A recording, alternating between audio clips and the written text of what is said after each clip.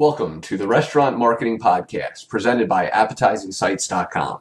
AppetizingSites.com is a leading restaurant website design software solution focused on creating results-driven websites for restaurants, cafes, bars, and businesses. Appetizing Sites is helping to change the industry by allowing restaurant owners greater control over their website content and design by providing them with a powerful set of website management tools and features that are mobile optimized for better user experience. Thanks for listening.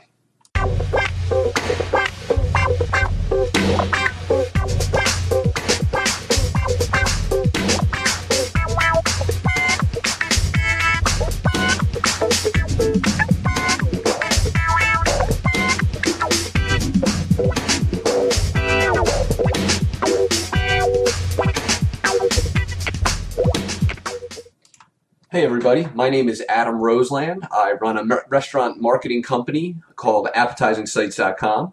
If you have any questions or comments about this podcast or about our services, please don't hesitate to contact me at Adam@AppetizingSites.com. That's AppetizingSites.com, AppetizingSites.com.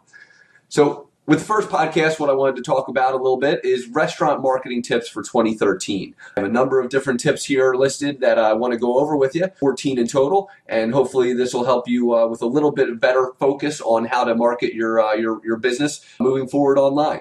So, first off, what I want you to do is do a Google search for your type of restaurant and location to see what kind of results you get. So if you're an Italian restaurant, for instance, in Philadelphia, you go onto Google and type in Italian restaurants, Philadelphia. What I want you to see is, where do you rank? Do you make it to the first page? Are your competitors outranking you? Really what I want you to do is think about what people are looking for when they go onto Google, and think about where you're showing up, if you show up at all. You don't want your competitors to take all the business from you, so the best way you can be more effective in getting business is to make sure that you're showing up well. What I did here was provided 14 tips that I think will help with not only your overall marketing, but especially your digital marketing in getting more customers. The first item I want to talk about is getting good press. It may seem like getting good press is kind of out of your control, but there's a lot of different things you can actually do to make sure that the local media takes notice of your business. And a lot of times those local media articles will show up on the social media sites. They'll show up on search engines and will rank very well when somebody types in something like Italian restaurants Philadelphia. If it's an article written by the Philadelphia Inquirer, for instance, which is the Philadelphia major paper here, it would obviously make sure that you get a top listing. So to get good press, you can try helping out the community by doing something, making creative changes, just thinking about outside of the box ideas. One great way to do this is to actually enlist local food bloggers. Ask local food bloggers to review your restaurant in return for a free meal. Obviously, it's hopefully going to be a good, positive experience for that blogger, but what you want to make sure is that you're generating an outside link from another website to help you with rankings, and of course, obviously, the positive review will help your reputation. So the next tip is make sure that you're utilizing your website. If you don't have a website already, then you absolutely need to stop listening to this podcast, and you need to reach out to me immediately at Adam@AppetizingSites.com, or just visit AppetizingSites.com and look at some of the solutions that we offer. It doesn't matter how big your restaurant is, you absolutely need to have a website in today's market, and we provide very affordable, monthly, low-cost solutions for different types of websites, and really what you need to do is make sure you have something up there just to put a little bit about your business, a menu. We have many solutions, but you need to make sure that people can find who you are, where you are, and how to, what kind of food you're serving. That's critical for today's business. So more and more people are actually turning to the internet to decide where they're going to eat on a daily basis, and you can quickly lose those customers if you don't have a good quality website. And again, customers are really looking for information about you, like hours, locations, what the menu is, whether you have a children's menu. It's really critical to have that information. It also is becoming more and more important that your site is mobile friendly. More and more people are finding out about restaurants while they're out and on the go. And if your website uses any kind of Adobe Flash or any other applications that are incompatible with smartphones, it can really affect your business. Again, my company can provide you with a solution with a responsive design that works not only on desktop computers as well as mobile tablets and cell phones and mobile devices. Make sure you use an online reservation tool as well. Invite your customers to make a reservation on sites like OpenTable. We can integrate that into your website, but you need to make sure that you have some kind of online reservation tool to make it easier for your customers and easier on yourself. And sometimes people just don't want to pick up the phone and dial. They want to handle everything in a very, very convenient way through just making a couple clicks on a website. And that's the best way to make sure that you're getting reservations online. Obviously, what we just talked about is making sure you have a menu. The next tip is making sure that you redesign your menu. Your menu is really the best merchandising tool you can have. And if it's a boring menu or it's outdated or ugly, it can cause customers to look at your restaurant with a lower value. Make sure your menu is fresh, well-written, and enticing. The next tip is implementing a frequent diner marketing plan. Regular guests are your most valuable resource. There's no question about it. Having regulars come and talk about your restaurant is critical. So not only do they typically provide you about 1/3 of your overall revenue, but they also help market that restaurant through proper word of mouth. So to get the most profits, you absolutely need to make sure you have some kind of loyalty program to bring in repeat customers. The next tip I think everybody should be doing, which a lot of businesses don't do, is host events. Turn your restaurant into a venue for wine tastings or community and business gatherings, parties, live music shows, stand-up comedy acts, jazz bars, whatever, any kind of other event. It'll help you attract new customers and give your regular customers a reason to keep coming back. Something that I think is also critical, not done by a lot of restaurants, is upselling.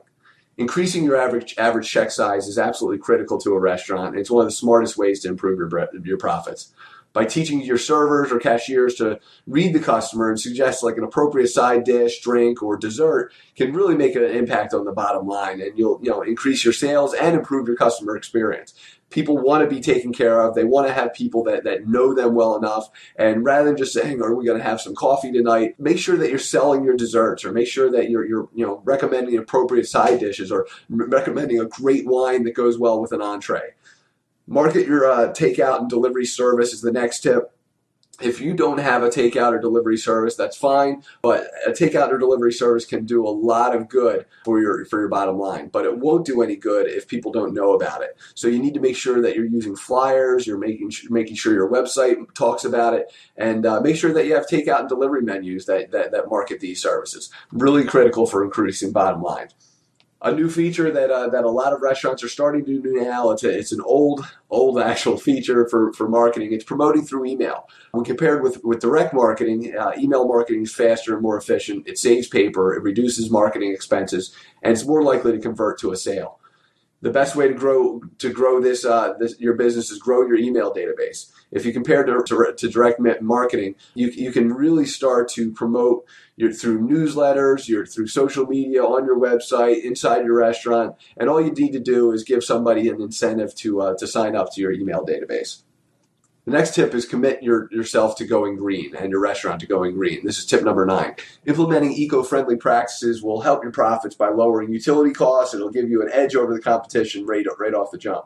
Marketing your green restaurant also shows customers that you conserve resources and reduce pollution, and will make an impact on people that are interested in that. Tip number 10, involve customers in a contest. Having customers sign up for a contest or giveaway at your restaurant is always a smart strategy. It'll help you build your marketing database, and it will also give customers a reason to come back. Having a contest is the best way to increase your email database. Another great thing that I think is important is asking customers for feedback. Ask your customers to sign up for your Facebook page or to like your Facebook page.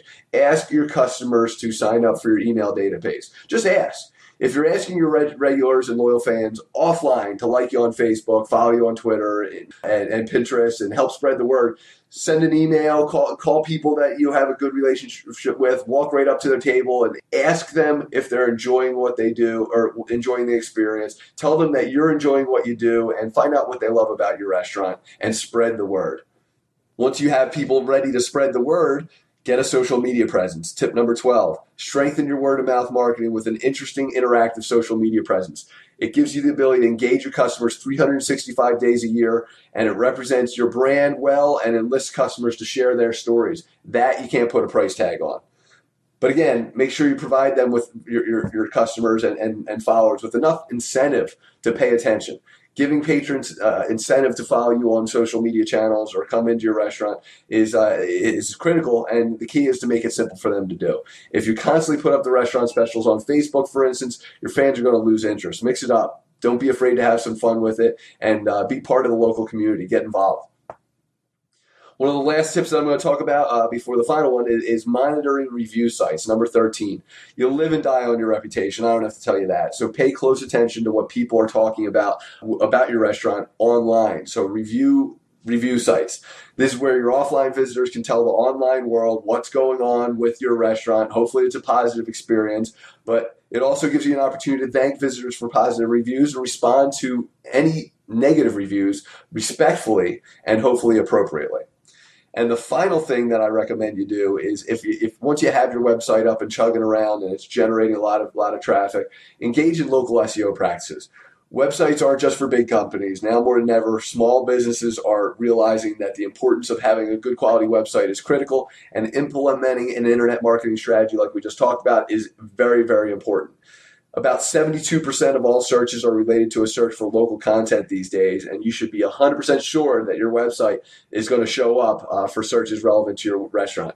If you do that search that I talked about in the beginning of this podcast about looking for your type of food or your type of restaurant and the local market area, if you're not showing up well, you need to involve a local SEO firm or a local marketing firm that specializes in restaurant marketing to help you out. Hopefully you've enjoyed these 14 tips and tricks. Again, I'm going to go through them real quick. The first one is get good press. The second is make sure that you're utilizing your website effectively. The third is redesign your menu to make sure it's fresh. Number 4 is make sure you have some kind of frequent diner program, loyalty program implemented. Number 5 is host events. Number 6 is upsell your current clients while they're sitting in your restaurant. Number 7, market your takeout and delivery services if you have one. Number 8, promote through email. It's the most affordable way you can do your promotions. Number 9, make a commitment to going green. Not only is it good for your customers and good for your bottom line, it's good for Mother Earth.